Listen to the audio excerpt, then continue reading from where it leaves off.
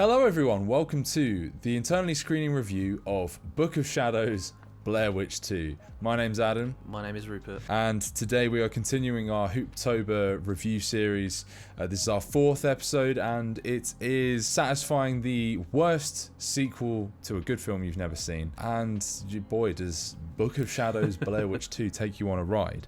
Directed by Joe Berlinger, who himself was a documentarian before and after this. I think this is his only feature film. You know, an interesting choice given the format of the original. This takes place in a strange kind of story where the film exists in a reality within this film. So the hysteria of Blair Witch has happened, and this film is about the response to that, and we follow a group of teenagers again who all look 30, going into the woods, going to iconic places within what I discovered to be the real town that they set Blair Witch in. An early statement that the film makes is from a townsperson, says, "Oh, I wish they'd never set this film in a real place." So that prompted me to look it up, and it in fact is a real town in America. By the by, they set out to go on a tour of famous film sites from Blair Witch 1, and on their journey they quickly come across some very spooky goings on, and everything takes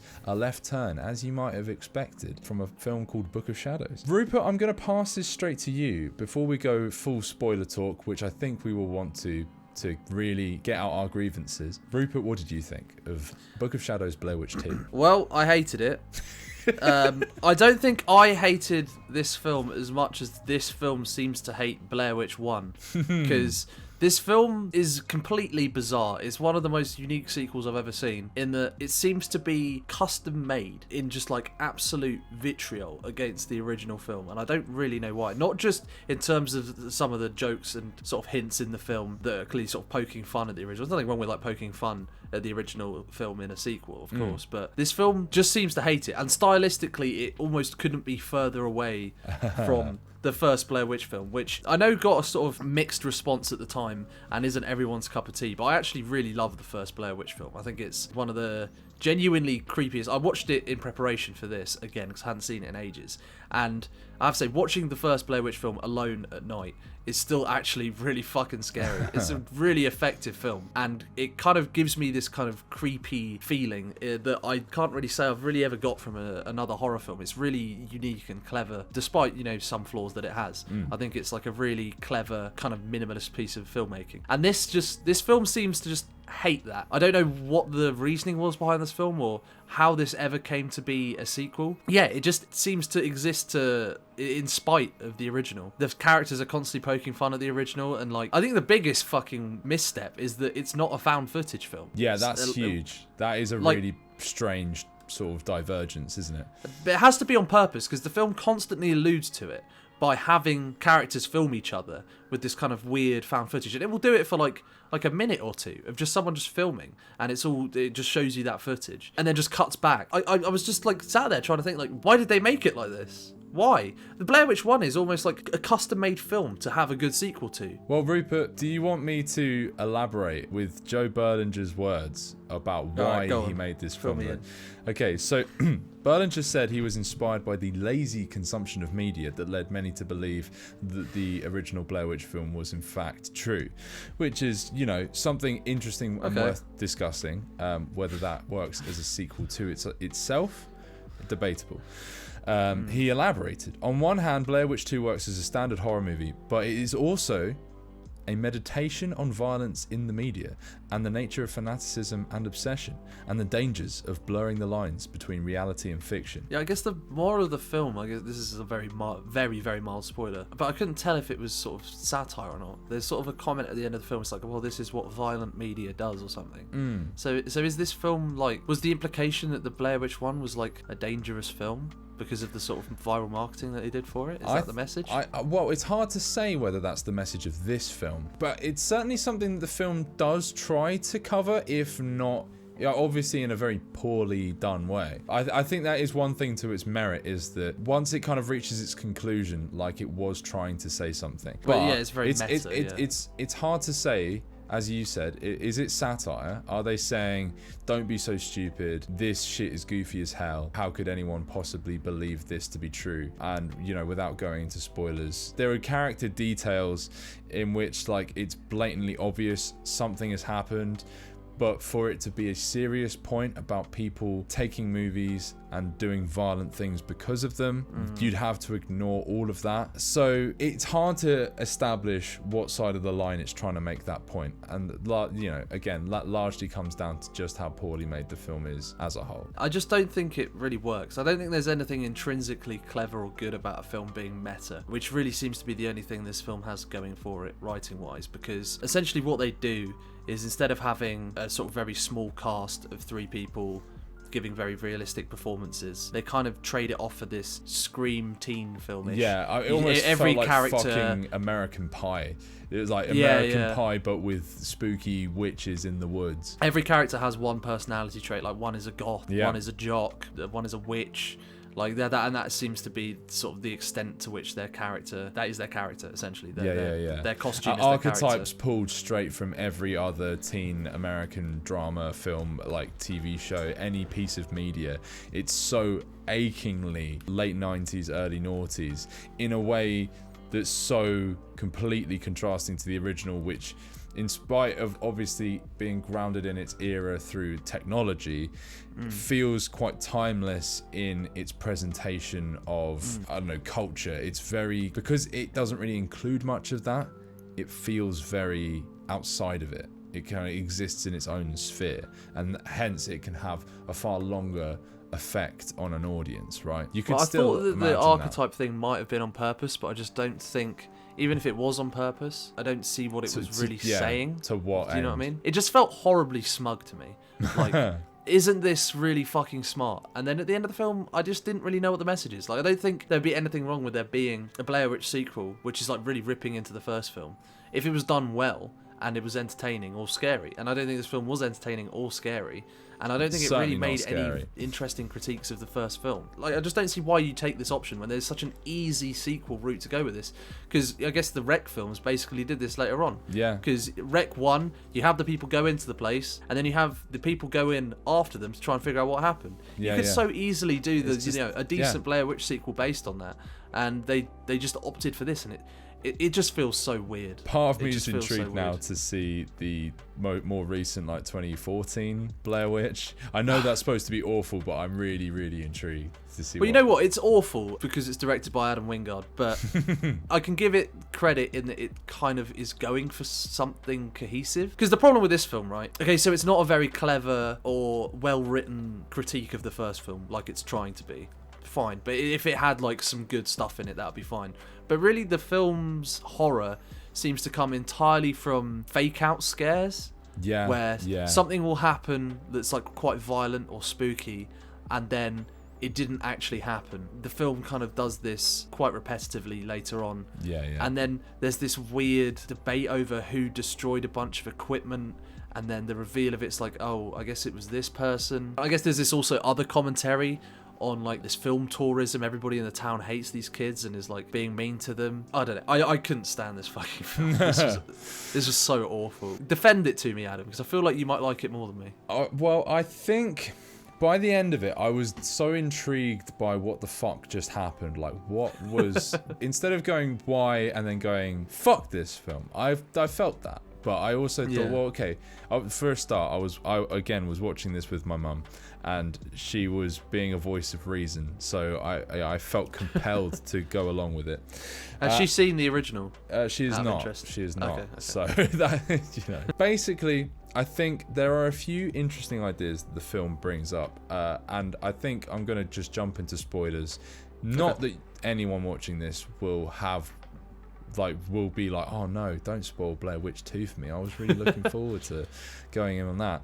Basically, it all kind of builds to this point where, okay, so at the start you have them all at this camp in some spooky part of the woods that's haunted. They wake up, they don't remember anything that's happened, or their equipment's busted, blah blah blah. They end up at this one location where the main character lives, who's this recently released from like an ex-patient of a mental hospital. Yeah, jeez, yeah. But he's just kind of an ordinary jock. Like, it doesn't really seem to affect his character much, but he's like... I was wondering why that was even included in the film. It really doesn't. It doesn't make much sense unless, again, it's like a poor attempt at going, is it they're haunted or is it that they're crazy? And, you know, if you establish one character's already crazy or has been crazy, then, it blurs the lines. But the film is terrible at blurring those lines. So yeah, we end up at this one location for the whole film, which is this weird, like, Hot Topic warehouse kind of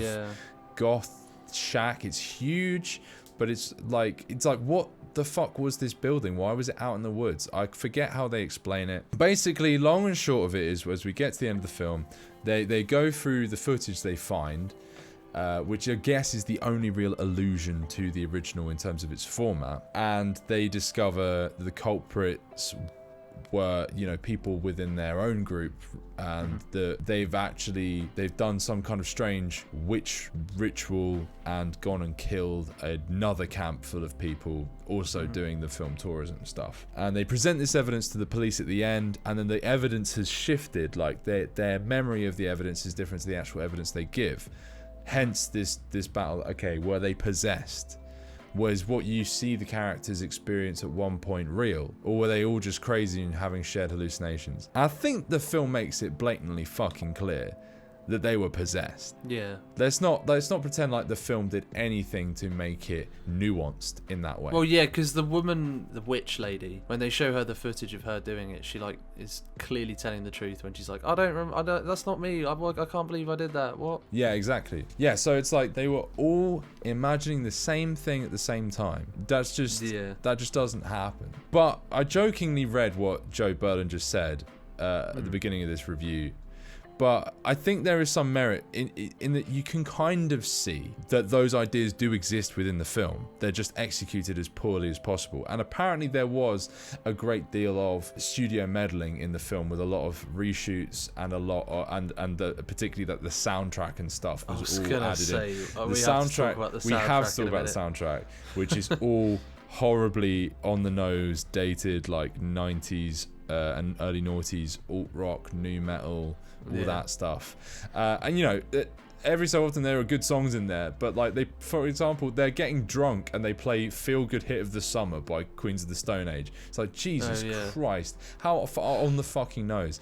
And that sort of music is just not conducive to any level of horror or tension. It's just like, it's frat bro music for that era. It's just like, it feels like I'm about to watch American Pie. Could you imagine how jarring it would be as an audience member to watch the first Blair Witch film, be like, that was pretty good, I really like that, and then you're like, you know, a year later, you're like, oh, they've got another one, I guess I'll go see that. You sit down and then Disposable Teens by Marilyn Manson starts blaring right at the beginning of the film, and you're just like, what the fuck am I watching? Yeah. And yeah, that campfire scene, the editing in it is so bad. It like genuinely made me feel a bit ill. And then like System of a Down just started playing, like, and then another sort, like a, I don't know, like a fucking Godsmack or Stain song just played like immediately afterwards. And I was like, it's clearly like some studio exec or the director or whoever it was who decided to do this just had like an iPod playlist at the time that they were like, this has to go with the film. The kids love this stuff, and you know what? I think it's great too. We got to put this in the film.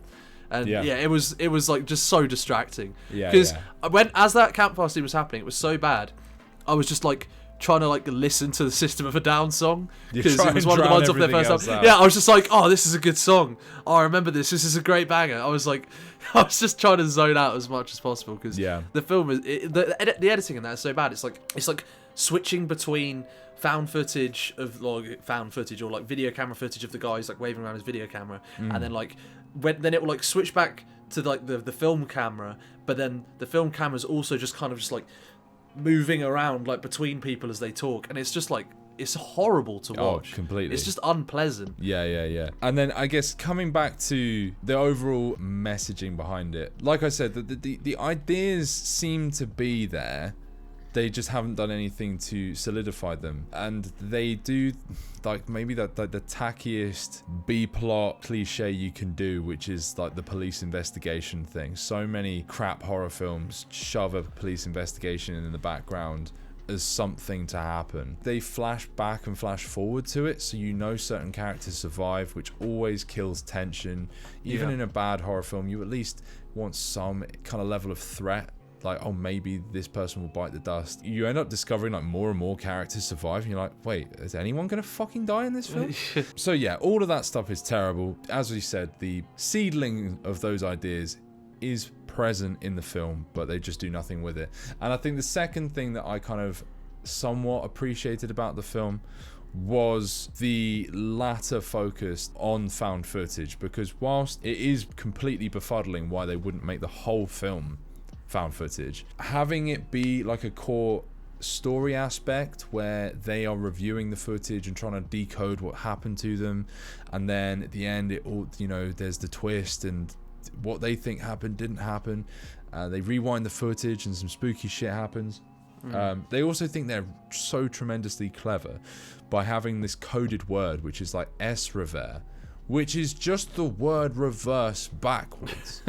Are you joking? And apparently this was used in their like promotional material for the film. So in the same way that the Blair Witch 1 had its website where it's like, have you seen these people? And it kind of did the fake obituaries and things like that to really try and drag as much hysteria out of the film promotion as possible. This film tried to do the same thing where it had like websites with like the mystery of S-rever, and it's just like it's the word reverse backwards. It's like, oh my god, Joe Berlinger clearly is not someone that writes narratives for a living, and the fact sounds that like someone who's very pleased with himself. It was the fact that this is his only fictional movie that isn't a documentary. You know, like it makes sense. It makes sense that you would make this and go, yeah, you know what? Maybe I'm not that good at that. And I think I would imagine everyone would have denounced this in the aftermath anyway. But it's like kind of like a 10-year-old going, okay, this is deep, and then having absolutely no idea how to make this sort of pseudo deep idea transform into something watchable. I guess the two things I'm saying here is, number one, this is an unfair criticism of the film, but I'm just personally disappointed by the film because I like the first one, and I know that's not really a very good criticism of the film, but I really like the first one, and I think there's like plenty of potential for sequels there. I found like the first one is so intriguing. It has so many things to explore and mysteries to sort of, if not explain, at least like, yeah, just explore some more. And this film just completely rejects that, which clearly is on purpose, and it's not really fair of me to accuse it of that. Secondly, I just don't think it has all of these messages and themes. Like there's the bit where it says, oh, you know, well, they found the footage, it was underexposed and useless. So it's clearly just making fun of the film. Oh my god, who made these rock piles? Oh, it was me. Like, and you know, all these kind of things. Yeah. Or the bit where he like jokes about like, how many Heather Donahues does it take to unscrew a light bulb or whatever. It just has this, that really does seem to be the extent of the criticism of the film. It has this like meta-textual pretense where it just feels like it thinks it's being really smart, but all it's really, actually, it just has that idea. It doesn't actually do anything with the idea or explore it. And I don't think you really get any credit for having an idea, because everyone has fucking ideas. There is like, every single film that exists has an idea. You get no credit for that. And just because you've managed to find this idea of like, oh, have you ever heard of this word meta? As far as I can tell, unless someone can offer me, as someone who is like, I don't know, deeply passionate about Blair Witch Book of Shadows. What even is the Book of Shadows? Was that ever in the film? No. I don't remember a fucking Book of Shadows. I don't remember a book. I've only just fucking clocked that.